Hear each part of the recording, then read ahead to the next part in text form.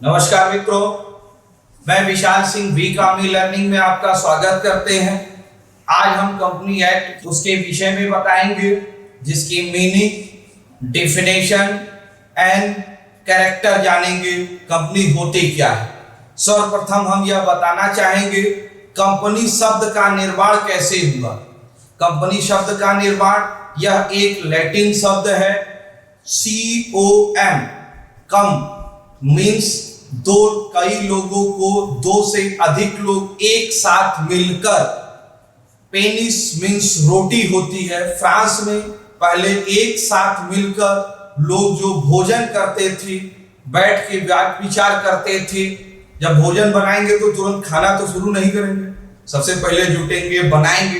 तो उस जो एक टीम वर्क बनती थी, उसे ये कहा गया कि यह एक हम कंपनी बना रहे हैं जहां हम लोग एक साथ बैठेंगे। यही धीरे धीरे शब्द कंपनी शब्द में आया और वहां लोग बैठते बैठते इसे व्यापार का रूप देने लगे, जिसे हम कंपनीज कहते हैं। कंपनी के विषय में मैं आपको एक डिफिनेशन बताना चाहता हूं। एक company artificial person created by law having the separate entity with perpetual succession and common sale। एक कंपनी राज नियम द्वारा निर्मित कृत्रिम व्यक्ति है। यह एक पृथक वैधानिक अस्तित्व रखती है। इसके अविच्छिन्न उत्तराधिकार प्राप्त और सार्वमुद्रा होती है। ये कंपनी का डिफिनेशन आप लोग इसे नोट कर लेंगे, क्योंकि जब भी आपको क्वेश्चन आएगा तो डिफिनेशन देना अनिवार्य। आज हम आपको नेक्स्ट में कंपनी की हिस्ट्री के विषय में मैंने बताया है, जो नीचे जाके मेरे डिस्क्रिप्शन में लिंक पर जाके आप उसे देख सकते हैं। कंपनी का इतिहास, इंग्लैंड में क्या क्या संशोधन हुए, फिर स्वतंत्रता बाद आपके 2 संशोधन हुए, उनको मैंने डिटेल 1956 और 2013 को दिया। आज हम आपको सबसे important character of the company की क्या विशेषताएं होती हैं, जिसके विषय में आप यह जानेंगे। Artificial person, separate legal entity, perpetual succession, common seal, voluntary association of profit, transfer of share, separate property, limited liabilities, separate management के विषय में हम आपको संक्षिप्त रूप में डिटेल्स देना चाहते हैं। सर्वप्रथम हम आपको बताएंगे आर्टिफिशियल पर्सन। आर्टिफिशियल यह एक व्यक्ति की तरह से होता है, लेकिन व्यक्ति नहीं होता है। ये इसका आप रजिस्ट्रेशन कराएंगे। एक व्यक्ति जैसे किसी भी प्रकार का राइट करता है, प्रॉपर्टी खरीदता है, व्यापार करता है, प्रॉफिट लेता है, इसी प्रकार भी कंपनी आर्टिफिशियल पर्सन की तरह से प्रॉपर्टी खरीद सकती है, बेच सकती है। इसका एक नाम होता है। व्यक्ति डेथ करता है, लेकिन कंपनी डेथ नहीं करती, क्योंकि इसमें ओनर हमेशा चेंज होते रहते हैं। जैसे टाटा लिमिटेड, टाटा जमशेदजी ने इसे बनाया। 19 की दशक की ये कंपनी है। आज आपको 2020 में भी ये कंपनी चल रही है। तो ऐसा है कि इसकी कंपनी बनी हुई है। बिरला ग्रुप्स है, ये आर्टिफिशियल पर्सन है।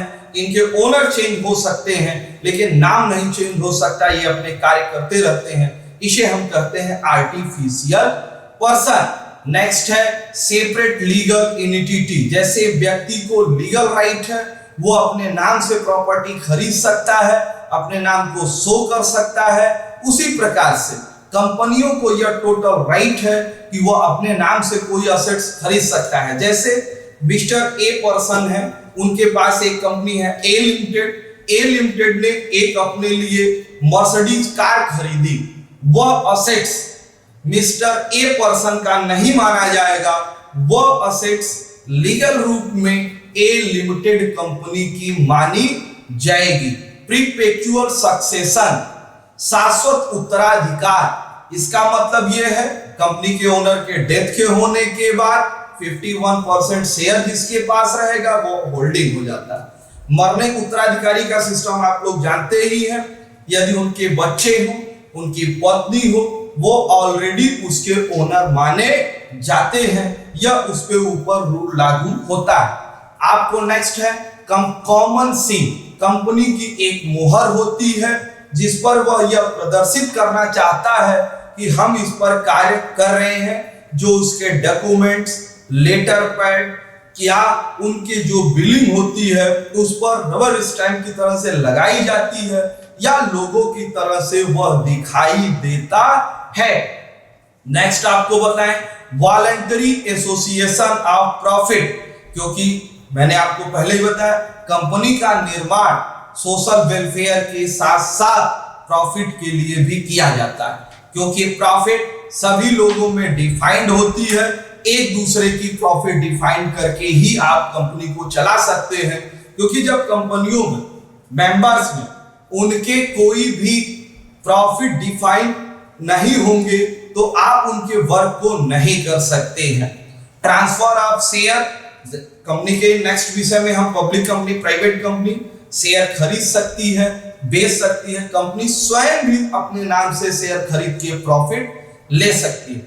Separate of the property, company अपने नाम से असेट्स को बना सकती है। नेक्स्ट लिमिटेड लायबिलिटी, कंपनी की लिमिटेड दायित्व होते हैं, उस दायित्व के अंतर्गत वो काम करती है। कुछ कंपनियों के सदस्यों के अनलिमिटेड लायबिलिटी होते हैं तो वो उसके आधार पे बेश माने जाते हैं। सेपरेट मैनेजमेंट, जैसे टाटा का टीसीएस और Tata iron steel company TISCO जिसे कहते हैं, तो टिस्को का अलग मैनेजमेंट होगा और टीसीएस का अलग मैनेजमेंट होगा। तो यह ध्यान रखिएगा कंपनी के अलग अलग मैनेजमेंट होते हैं। आपने मेरे पूरे फुल वीडियो देखे, इसके लिए मैं आपको धन्यवाद कहना चाहता हूं। ये आपको कंपनी के विषय में जानकारी हो, मेरा आपसे विनम्र अनुरोध है कि आप अपनी स्वयं जानकारी अपने बैच के लोगों को इसको ज्यादा से ज्यादा लाइक, सब्सक्राइब एंड शेयर करें। Thank you.